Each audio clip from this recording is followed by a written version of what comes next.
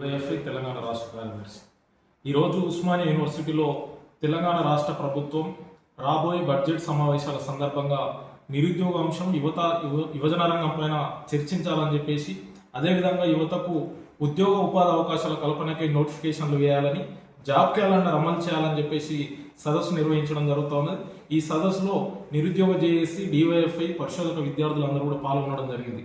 ముఖ్యంగా తెలంగాణ రాష్ట్రంలో గత ప్రభుత్వం నిర్లక్ష్యం చేసిందని చెప్పేసి నిధులు నియామకాల కోసం జరిగినటువంటి నిధులు నియామకాల కోసం జరిగిన పోరాటంలో విద్యార్థి యువత అగ్రభాగం నుండి పోరాటాలు నిర్వహిస్తే ఈరోజు ఈ తెలంగాణ రాష్ట్రంలో ఇప్పటికీ ఉద్యోగ ఉపాధి అవకాశాలు లేక నిరుద్యోగ యువత తీవ్రమైనటువంటి ఇబ్బందులు పడుతూ ఉన్నారు. ఒక పూట తినక ఫస్టులుండి ఈరోజు కోచింగ్ సెంటర్లలో అప్పులు చేసి మరి కోచింగ్లు తీసుకొని ఈరోజు లైబ్రరీలలో ఉద్యోగాల కోసం ఎదురు చూస్తున్న పరిస్థితి ఉన్నది.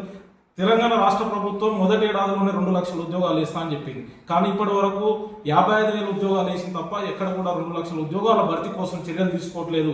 వెంటనే రాష్ట్ర ప్రభుత్వం, అదేవిధంగా ముఖ్యమంత్రి రేవంత్ రెడ్డి గారు నిరుద్యోగ అంశం పైన చర్చించి నిరుద్యోగ యువత అందరికీ కూడా ఉద్యోగ ఉపాధి అవకాశాల కోసం తక్షణమే ఉద్యోగ నోటిఫికేషన్ వేయాలని చెప్పేసి డివైఎఫ్ఐ రాష్ట్ర ప్రభుత్వాన్ని డిమాండ్ చేస్తున్నాం.